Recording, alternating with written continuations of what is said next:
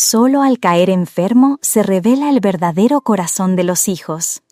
Bienvenidos a 1000 sabias reflexiones. Queridos espectadores, los antiguos decían con gran sabiduría: los jóvenes dependen de sus padres, los viejos dependen de sus hijos. Por muy autosuficientes que parezcan, la vejez, la debilidad y la enfermedad son los momentos cruciales en que los padres necesitan más que nunca el cuidado y la devoción de sus hijos. Es en estas circunstancias cuando se encuentran sin fuerzas para actuar, cuando su cuerpo no les responde. Es entonces cuando los hijos deben cumplir con su sagrado deber de piedad filial. Sin embargo, la presión de la vida moderna, la competitividad de la economía de mercado y, lamentablemente, el egoísmo han llevado a que algunos hijos discutan y se pelean amargamente por la responsabilidad de cuidar a sus padres. Lo que se siembra, se cosecha. Todos, sin excepción, tendremos que atravesar la etapa de la vejez, de los achaques y las enfermedades. Si hoy no cumplimos con la piedad filial hacia nuestros padres, ¿cómo podremos esperar, en el futuro, educar a nuestros propios hijos para que sean personas de bien?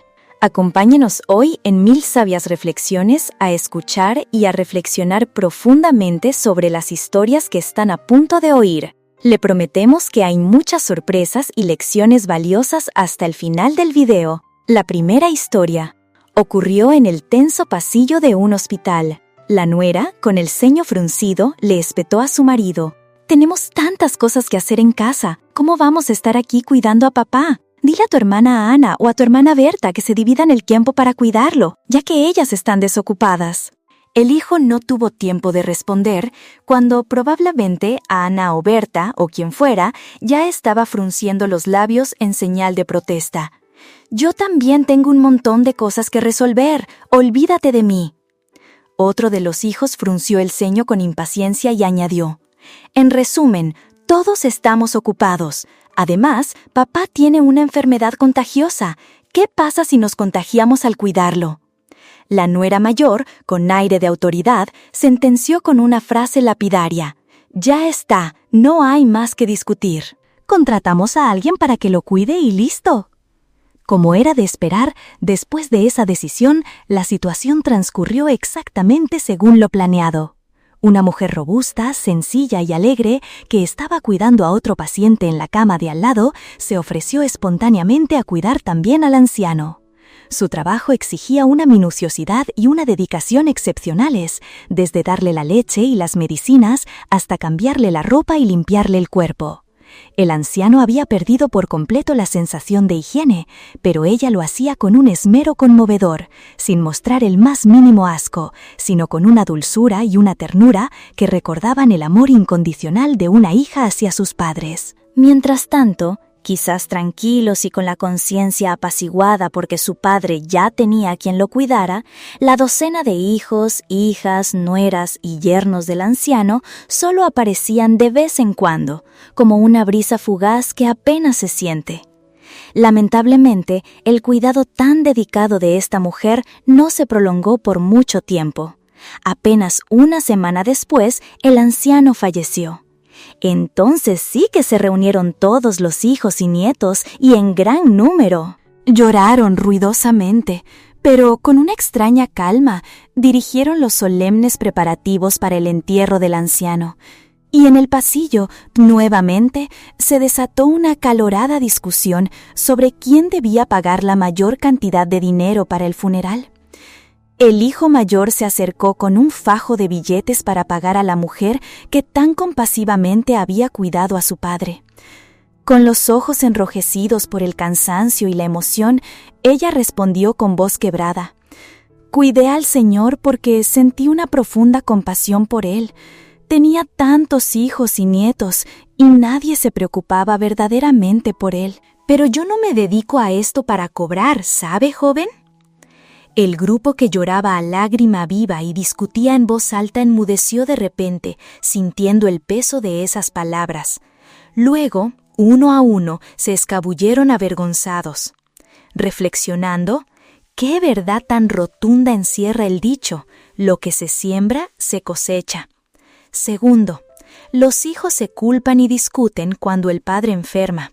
El esposo de doña Elena llevaba casi medio mes ingresado en el hospital y los hijos ya habían tenido varias discusiones que la dejaban a ella con un persistente dolor de cabeza. Sus piernas, con severos problemas articulares, le impedían moverse, por lo que el cuidado de su marido en el hospital dependía por completo de sus hijos.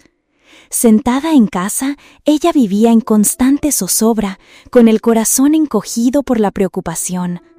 A la hora de las comidas, llamaba ansiosamente para ver si alguien ya le había llevado comida a su esposo. Esto, inevitablemente, irritaba a los hijos, quienes tenían sus propios trabajos y se sentían constantemente recordados y reprendidos por las llamadas incesantes de su madre. Sin embargo, la preocupación de doña Elena no era en vano, pues muchos días los hijos olvidaban simplemente llevarle la comida al padre. El matrimonio tenía 5 hijos, 3 varones y 2 mujeres, y todos tenían sus propias familias a unos 3 o 4 kilómetros de la casa de sus padres. Los de fuera, al verlos, solían considerarlos afortunados, pensando que en su vejez tendrían a sus hijos cerca para ayudarle a acompañar. Antes, doña Elena y su esposo vivían con la familia de su tercer hijo. Pero hace unos años, para complacer a sus hijos, les cedieron un terreno para que construyeran su propia casa justo al lado. Cuando el señor aún estaba sano, la pareja se cuidaba mutuamente, disfrutando de su autosuficiencia y sin depender de sus hijos. Cerca de una decena de nietos, tanto por parte de sus hijos como de sus hijas, eran enviados a casa de los abuelos para que los cuidaran día tras día durante las vacaciones escolares.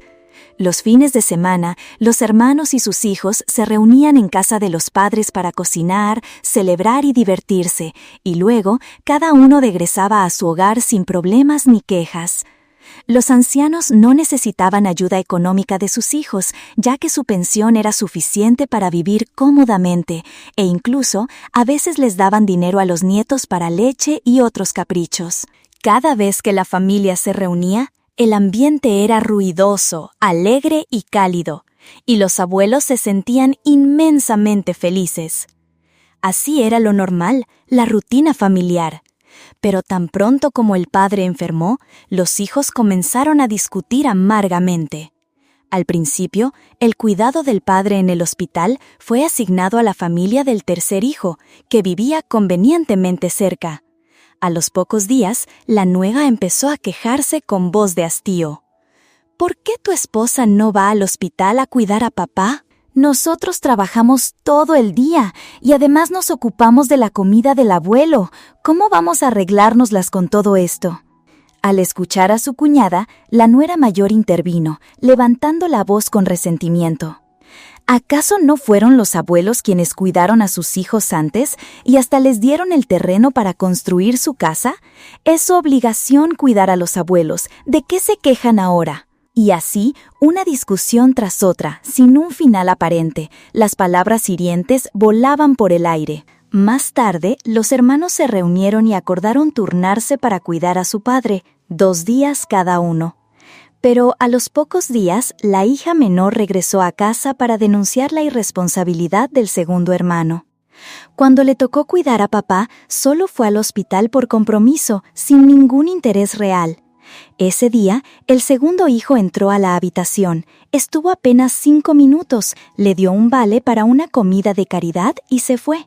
Al mediodía, papá no pudo pedir ayuda a nadie y tuvo que salir a la entrada del hospital a buscar su comida bajo un sol abrasador. Se desmayó debido a una bajada de azúcar y los médicos no dejaban de reprochar a la familia. Al escuchar a su hija, el corazón de doña Carmen se partió de dolor, pero no sabía qué hacer. Temiendo que sus hijos fueran tacaños y no se ocuparan de su padre, ella misma, con gran precaución, sacó sus ahorros y les dio una pequeña parte a cada uno para cubrir los gastos de comida del padre. Y aún así, para algo tan simple como comprarle comida o conseguirle las medicinas, se las ingeniaban para echarle la responsabilidad al otro. Cada uno decía estar demasiado ocupado, que no podía organizarse. A pesar de las objeciones de sus hijos, doña Carmen decidió ir al hospital a cuidar a su esposo, aunque le doliera la pierna. En casa, escuchando las quejas de uno tras otro, se sentía triste y enfadada a la vez. Les declaró: «Ya no tienen que venir al hospital, nosotros dos, viejos, podemos cuidarnos solos». Ella sabía que sus hijos tenían sus ocupaciones, pero no hasta el punto de no tener tiempo para su padre. La verdad era que se resentían y hacían cálculos. Antes, ella siempre pensó que estaría dispuesta a darles lo que necesitaran para que, cuando sus padres se enfermaran, pudieran contar con ellos. Pero qué equivocada estaba. Afortunadamente, el padre solo tenía neumonía y tras unas semanas de tratamiento, los médicos le dieron el alta para que lo siguieran en casa. Doña Carmen también se sintió aliviada. Ahora comprendía profundamente la frase: los padres crían a sus hijos con un amor tan vasto como el mar, pero los hijos cuidan a sus padres contando los días y los meses. Después de esa enfermedad, los padres decidieron ahorrar sus pensiones, invertir y depender menos de los hijos para no sobrecargarles, y así, si en el futuro algo les pasaba, poder contratar a alguien para que los cuidara. Doña Carmen entendía que los hijos tienen sus propias vidas, pero ver cómo se peleaban entre ellos apenas su padre cayó enfermo, eso era demasiado doloroso. Tercero, los hijos en guerra por las responsabilidades hacia los padres. La desgarradora historia de doña Elena. Últimamente, sentía que su salud estaba decayendo, pero no se atrevía a decírselo a sus hijos porque veía que todos estaban muy ocupados con sus trabajos. Una noche, de repente, se desmayó. Al despertar, se encontró en el hospital. De forma confusa, escuchó a los médicos decir a sus hijos y nietos que había sufrido un derrame cerebral. A partir de ese momento, para comer, beber y su higiene personal dependería completamente de ellos. Los hijos y nietos de doña Elena organizaron una reunión de urgencia justo en el pasillo de la habitación del hospital. Como resultado, acordaron que ella viviría en el pueblo con el matrimonio del hijo menor, ya que el matrimonio del hijo mayor no tenía tiempo para cuidarla.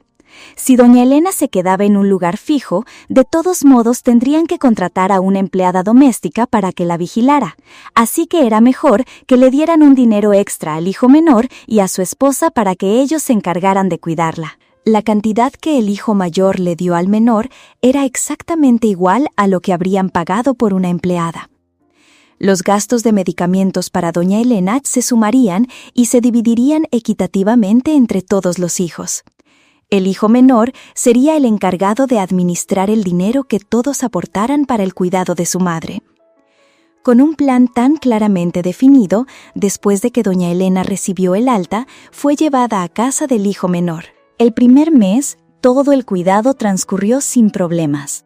Pero a partir del segundo mes, el esposo de la hija menor empezó a quejarse de que el hermano mayor se estaba retrasando con el envío del dinero. También parecía que el dinero para los medicamentos y los alimentos nutritivos para doña Elena no se enviaba en la cantidad acordada. Algunos enviaban mensajes diciendo que ese mes tenían que pagar muchas matrículas escolares para sus hijos y pedían posponer el pago. Otros solicitaban reducir un poco su aportación porque sus propios hijos habían tenido que ir al médico. Llegado el cuarto mes, doña Elena oyó al matrimonio del hijo menor llamar a gritos para una reunión familiar urgente. En esa reunión, ella yacía en su casa con el corazón destrozado. El hijo menor y su esposa no dejaron de reprochar a nadie por descuidar su responsabilidad con la madre, volcando todo el peso sobre ellos. El hijo mayor y su esposa respondieron que nunca habían envidiado el reparto de los bienes de los padres, como la casa y el terreno donde vivía el hijo menor. Y ahora, después de solo unos meses de cuidar a la madre, estaban calculando ganancias y pérdidas con sus hermanos. La hija argumentó: una vez casada, una sigue a su marido. Él administra la economía. Si no da el dinero, ¿cómo voy a enviárselo a tiempo a mi hermano menor? Yo estoy compartiendo en esta contribución, pero la verdad es que no debería tener la misma responsabilidad que un hijo varón, porque cuidar y velar por la vejez de la madre es la responsabilidad principal de los dos hijos. La discusión se volvió cada vez más tensa. Finalmente, el hijo menor propuso una división por calendario. La madre se quedaría con quien le tocara ese mes y esa persona sería la responsable, sin más comparaciones ni disputas. Después de 4 meses en casa del hijo menor, ahora le tocaría el turno al hijo mayor para cuidarla. Doña Elena fue trasladada a la casa del hijo mayor en una ambulancia. Meses después, esa misma ambulancia la trajo de vuelta a la casa del hijo menor. Cuando estaba sana, doña Elena solía elegir la casa de alguno de sus hijos que tuviera niños pequeños para quedarse con ellos, ayudándoles a cocinar, hacer la compra y cuidar a los nietos. Ahora, enferma y postrada, deseaba un lugar fijo donde vivir, pero la vida no le concedió ese deseo. Antes, cuando era útil, a ninguno de sus hijos le importaba si tenía ahorros o no. Ahora que estaba postrada, todos le preguntaban si tenía alguna cantidad de dinero para que se la diera y así contribuir a su tratamiento. Ella tenía algo de dinero cuando su esposo falleció, pero se lo había prestado al matrimonio del hijo menor hace unos años para reconstruir la casa. Al enterarse de esto, el hijo mayor y su esposa no dejaban de preguntar al hijo menor y a su esposa sobre esa cantidad. Se peleaban, se insultaban y se echaban la responsabilidad de cuidarla por culpa de ese dinero. Imaginemos a esa anciana, queridos amigos, postrada día tras día, viendo a sus propios hijos en guerra por la obligación de cuidarla. Terminó cerrando los ojos para reunirse con su esposo, solo para aliviar el dolor de su corazón. Tener hijos y nietos devotos, preocupados y que honren a sus padres y abuelos es el anhelo de cualquiera, pero lograrlo no es sencillo, especialmente para aquellos que no valoran la piedad filial. Estas historias, lamentablemente, no son raras en nuestra sociedad actual. No son pocos los casos en los que el cuidado de los padres o abuelos se realiza de mala gana e incluso está ligado a intereses y beneficios económicos. La atención a los padres a menudo se distribuye de varias formas. Quizás los hijos contribuyen con dinero para que uno de ellos se encargue, o los padres viven con cada hijo por un periodo determinado para luego mudarse a la casa de otro. Algunos hijos se quejan constantemente y enumeran los sacrificios que hacen por sus padres. Sin embargo, la vejez trae consigo una susceptibilidad y una soledad inmensas. Las acciones que demuestran una falta de piedad filial por parte de los hijos y nietos fácilmente sumergen a los mayores en pensamientos tristes y preocupaciones. Cuando los hijos se pelean por el cuidado y el mantenimiento, los padres sienten que son una carga para la familia.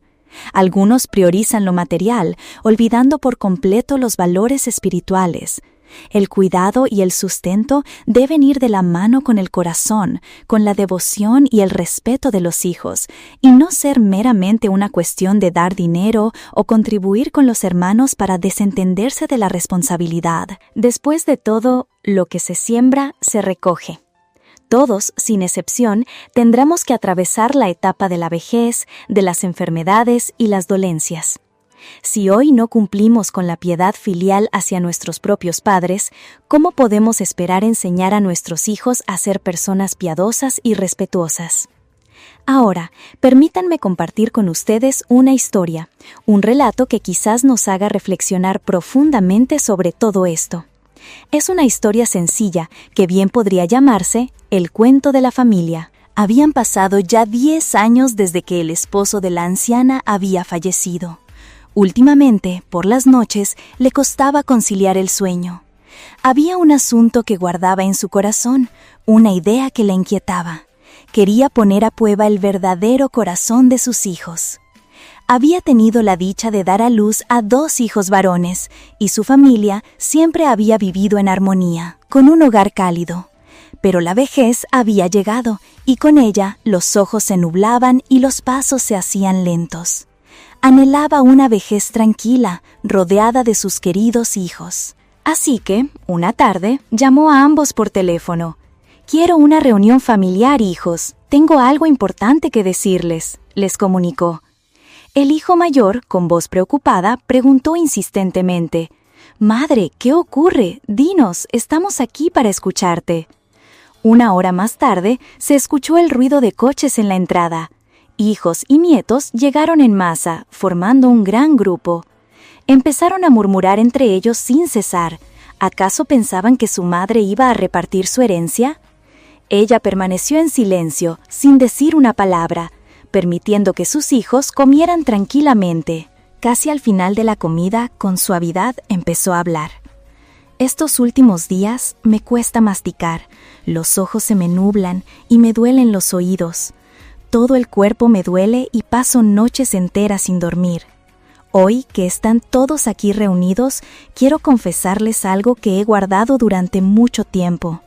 Ayer fui al hospital para que me revisaran la cabeza y me hicieron un chequeo completo para aliviar mis preocupaciones. Lo que el médico me dijo me dejó helada, como petrificada. Mis ojos están borrosos debido a cataratas y muchas de mis noches de insomnio se deben a la falta de glóbulos rojos, anemia cerebral que me provoca mareos constantes. Para el tratamiento necesito desembolsar 3.000 euros y con eso todo estará solucionado. Al escuchar esto, el hijo mayor empezó a dar rodeos, tartamudeó, y en su corazón la madre ya lo había comprendido todo.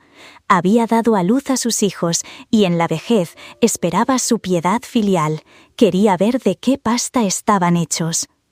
El segundo hijo, sin dudarlo, espetó: «Madre, si tienes dinero, ¿por qué no te tratas? Mi familia apenas llega a fin de mes. Tampoco tenemos dinero para ayudarte con tu tratamiento». El hermano mayor, que siempre había sido más astuto y más rico, dijo: «Hermano, ayúdame a que mamá no tenga más dolores de cabeza, ¿quieres?». El hermano mayor frunció el ceño y le gritó en voz baja: «La madre es de todos, ¿por qué me lo exiges a mí solo? ¿Cuánto dinero nos dieron papá y mamá a mí? Ahora que está enferma, ¿acaso debo cargar con todo yo solo?».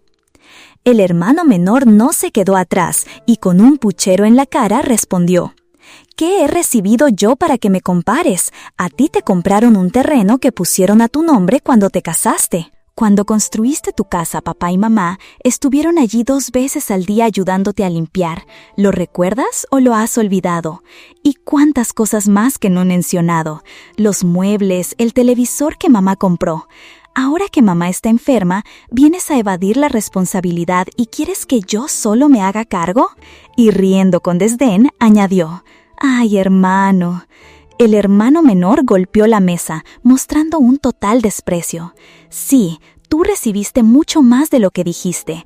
Ese terreno en la esquina, que ahora vale una fortuna». «Mamá te lo dio y todavía te quejas. El precio de la tierra está subiendo como la espuma. Si lo vendieras, ¿acaso no tendrías cientos de miles de euros? Y por unos pocos miles para mamá, ¿todavía te lo piensas? Eres un tacaño de los peores, que no suelta ni para su propia madre». Al oír aquello, el hermano mayor se puso furioso, empezó a maldecir y quiso abalanzarse para golpearlo. Las 2 nueras también comenzaron a discutir y la familia, allí mismo, parecía a punto de desmoronarse. Con lágrimas en los ojos, la anciana guardó silencio durante unos segundos. Luego gritó con fuerza, silenciando a los 4 hijos al instante. Puso su libreta de ahorros sobre la mesa. Había acumulado 30.000 euros a lo largo de los años. «Son mis hijos», les dijo, «pero se comportan como buitres, solo les interesa el dinero, entristeciendo el corazón de su madre. Si olvidan la piedad filial, hijos míos, quizás pierdan su humanidad, ¿no lo saben?». Los puse a prueba, no necesito ni un solo céntimo. Quería ver si la piedad filial que les inculqué había echado raíces. Hoy lo veo con total claridad. Mis propios hijos han sembrado las semillas de la desgracia. Como si despertaran de un letargo, los hijos, que habían errado el camino, rompieron a llorar como niños pequeños. «Querida madre, de verdad que no somos buenos. Nos equivocamos, madre. Por favor, perdónanos». Este ha sido el camino de regreso al hogar materno. Mi padre vivió en la maldad, y no solo porque, borracho, nos golpeara a mi madre y a mí cada día, sino porque veía el mal en cada latigazo. Le pegaba a mi madre como si fuera su peor enemiga. Mi madre, como otras mujeres de pueblo, era abnegada y sufrida.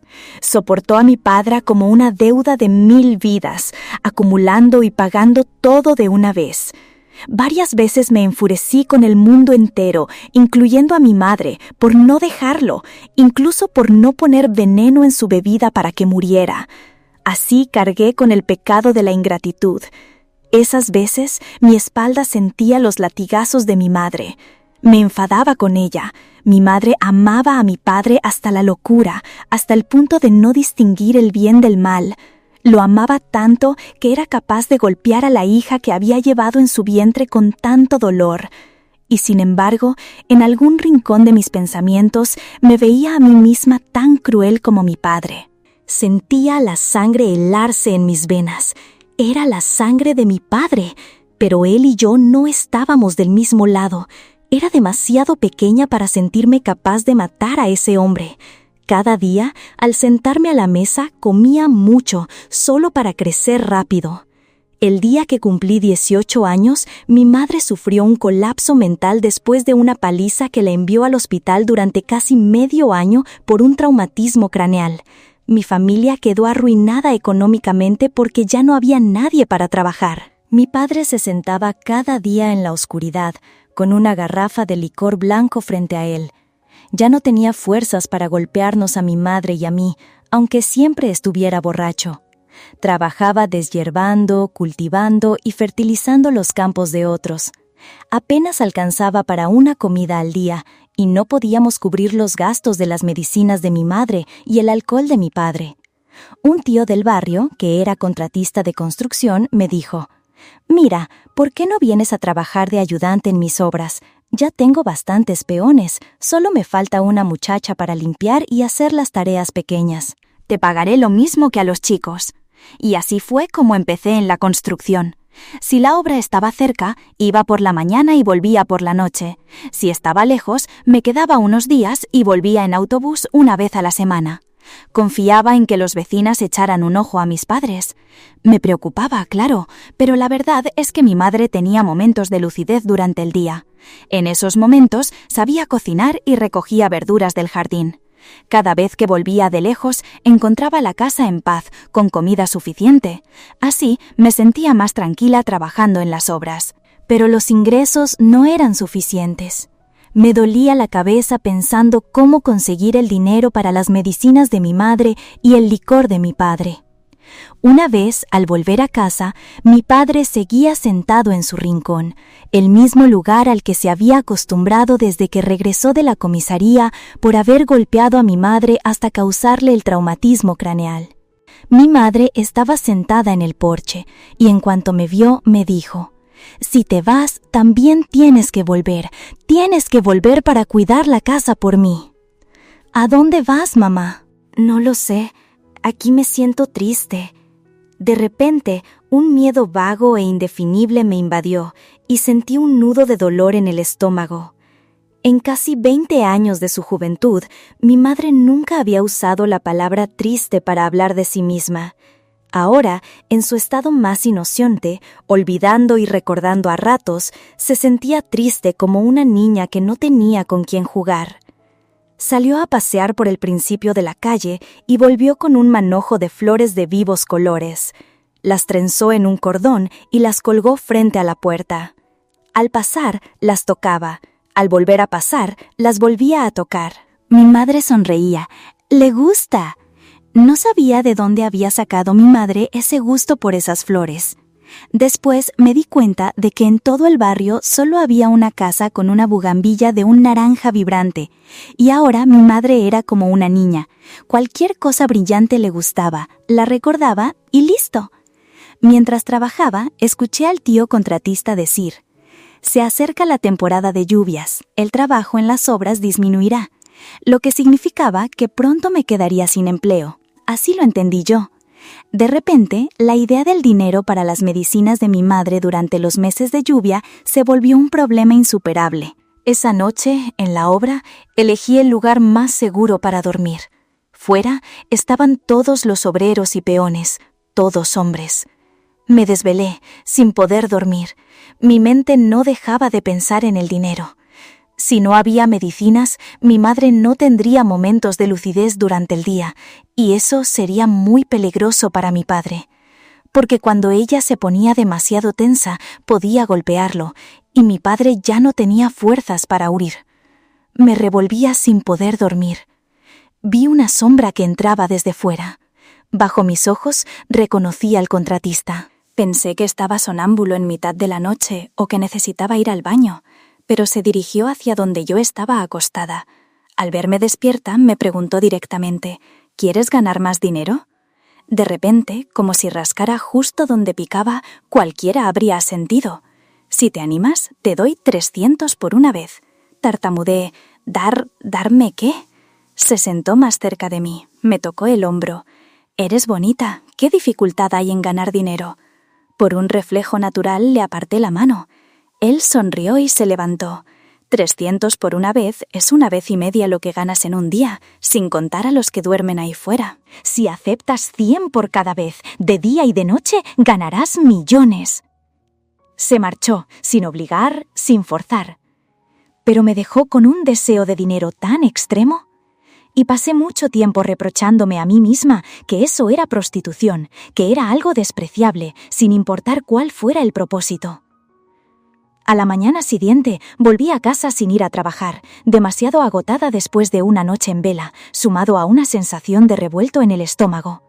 Cogí mi bolso y me dirigí a la parada de autobús. El contratista me miró y me dijo: «El trabajo sigue ahí, piénsalo bien y luego ven, hija».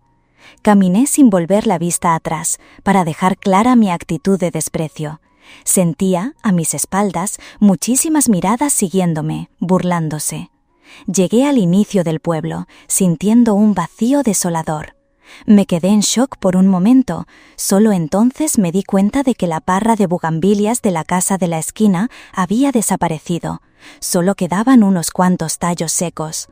En cuanto me vio, la dueña de la casa me gritó con furia: «Más te vale vigilar bien a tu madre loca. Si vuelve a destrozar algo, toda tu familia se las verá conmigo». Me llevó varios minutos recuperarme y, sin tiempo para preguntar qué había pasado, corrí a toda prisa hacia mi casa. Mi padre seguía sentado en un rincón de la casa, bebiendo. La puerta delantera y la trasera estaban abiertas de par en par, la cocina helada. Grité: «Papá, ¿dónde está mamá?». Mi padre no respondió, solo temblaba en la esquina. La jarra de licor estaba vacía. Lo agarré por la camisa y le grité con fuerza. Él permaneció inmóvil. Los vecinos contaron: «Tu madre salió a recoger bugambilias para jugar». Recogió demasiadas y la gente no la dejó. Se puso furiosa, cogió un cuchillo y empezó a cortar las flores sin control. Luego la persiguieron y la golpearon, y ella salió corriendo por el dolor. Han pasado 3 días y no ha vuelto a casa. Pasé por delante de la casa con las bugambilias y un resentimiento profundo me invadió. Ojalá tuvieran más parras de flores, quizás yo también las habría cortado para ellos en lugar de mi madre. Luego, un escalofrío me recorrió al darme cuenta de que no solo tenía la sangre fría de mi padre, sino también la locura de mi madre. 5 días, 10 días, no podía seguir esperando en casa. Le dije: «Papá, sal de ese rincón, encárgate de ti mismo, yo voy a buscar a mamá».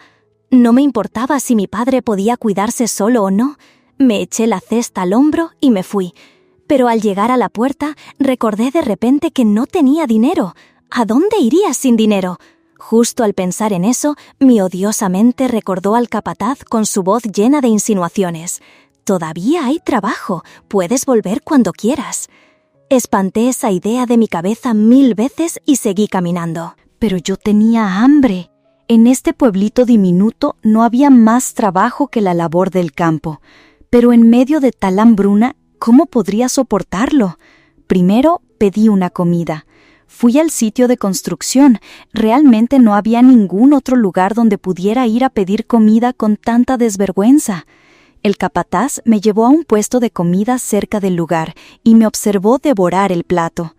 Luego me acercó un vaso de jugo de caña de azúcar. «Bebe para tener fuerzas para trabajar». Y después se levantó, sonrió con la sonrisa de un superior y con un gesto maduro se inclinó para susurrarme al oído: He comprado una manta nueva, muy fragante. El olor a comida vieja en su boca siempre me provocaba náuseas. Contuve la respiración esperando que ese hedor a sudor se disipara en el aire, y él se fue justo después. Sí, al regresar allí había perdido. Tenía que aceptar que ese era el dinero que necesitaba para ir a buscar a mi madre. A medianoche me acosté envuelta en la manta con olor a tela nueva. Escuchaba el chasquido de la lengua de un geco, el croar de las ranas toro en el pantano allá afuera. La piel de gallina me recorría la espalda. En la oscuridad total que me rodeaba, oía el ronquido de mi padre, borracho y dormido en un rincón de la casa. Escuchaba el canto alegre de mi madre mientras jugaba con las bugambilias. Debajo de mí, la tabla fría como la tierra de la noche. Escuché los pasos del capataz acercándose hacia mí. Por supuesto que sí. ¿Te ves obligada a hacer esto por dinero? Claro que sí, muchacha. ¿Acaso hay dinero gratis? Estamos en paz, tú y yo. Pero si duermo contigo, ¿qué pasa si tu esposa se entera? Oh, estamos divirtiéndonos. No menciones a esa vieja fea y enferma. ¿Enferma? Ah, no. Lo que quise decir es, ¿cómo se va a comparar mi vieja esposa con tu belleza? Mi cabeza daba vueltas como si alguien me hubiera golpeado. El ronquido de mi padre resonaba de nuevo en mis oídos. El teléfono sonó de repente. Ambos nos sobresaltamos. El timbre de mi teléfono, hoy, sonaba como el ronquido de mi padre. ¿Dónde estás? Vuelve, tu padre ha muerto. No sé qué pensé en ese momento. Era como si luchara con la idea de si era culpable o no. Culpable de no estar en casa cuidando a mi padre, sino aquí, acostada en una tabla improvisada para ganar el dinero más sucio. Si ese era el precio que él tenía que pagar por toda una vida de crueldad. Pero el ronquido resonante de mi padre en la oscuridad que me había rodeado toda la mañana me hizo levantarme de golpe. «¡Voy a casa!». El capataz parecía molesto porque ya lo había desanimado 2 veces. «Es medianoche, ¿cómo vas a volver? De todos modos, ya está muerto, puedes volver por la mañana». De repente le grité, «Mi padre ha muerto y usted me dice que me quede aquí acostada con usted, que puedo volver por la mañana». «¿Qué clase de persona es usted?». Rompí a llorar. Lloraba y aún no entendía por qué me sentía tan profundamente conmovida.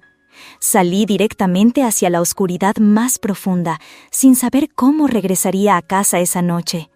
Escuché el motor de una motocicleta encenderse detrás de mí y la voz del capataz llamando, «Sube, te llevo».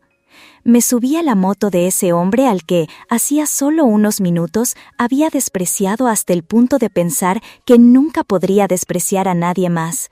Pero en ese instante, él también se mostró como un hombre decente. Recordé a mi madre.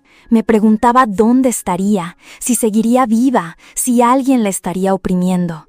O si, como el otro día, había causado algún problema que la llevara a ser perseguida y golpeada. En mis sueños intermitentes aún escuchaba su voz inocente jugando con los racimos de flores de banderilla, riendo a carcajadas. ¡Me encanta! Mi padre yacía encogido. Los vecinos dijeron que lo encontraron en esa posición en un rincón de la casa. Lo subieron a la cama, pero no pudieron estirarlo. Corrí desesperadamente al rincón. La garrafa de licor estaba vacía. Grité, «¡Licor! ¿Alguien tiene licor?». La tía de la tienda de comestibles de al lado corrió a su casa y trajo su propia garrafa. Vertí el licor sobre sus manos y pies, los froté y masajeé para que su cuerpo recuperara el calor, para que sus músculos pudieran relajarse. Mientras lo hacía, rompí a llorar. ¿Será que toda la vida mi padre, incluso al morir, no podrá estirar su cuerpo en paz? Sus manos y pies se calentaron y poco a poco se estiraron, recostándose con serenidad. Dinero, sí, ahora necesitaba dinero. Me giré bruscamente hacia el capataz. Él había salido a fumar hacía ya un rato. «Necesito dinero para el ataúd de mi padre. No tengo dinero». «Tiene que tenerlo, si no...».